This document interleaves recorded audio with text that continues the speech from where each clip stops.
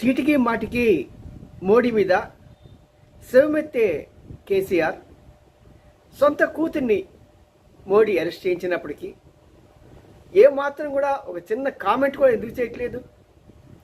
ఇది రాజకీయ వ్యూహమా, లేకుంటే నోరు తెరిస్తే జైలుకి వెళ్తాననే భయమా? ఏమో చెప్పలేము. ఎందుకంటే మరి అనవసరంగా కెలుక్కున్నాడు. తను ఒరిస్సా చీఫ్ మినిస్టర్ లాగా తన రాష్ట్రానికే పరిమితమై ఉంటే ఇలాంటి సమస్య వచ్చేది కాదు. మనం చూస్తున్నాం, ఏ ముఖ్యమంత్రి అయితే తన రాష్ట్రాన్ని విడిచి దేశానికి నేను ఆధిపత్యం వహించాలి అనుకున్న సమయంలోనే మోడీ వారిని అణిచివేయడానికి రకరకాల ప్రయత్నాలు చేసి వారిని పైకి రాకుండా తొక్కివేస్తున్నాడు.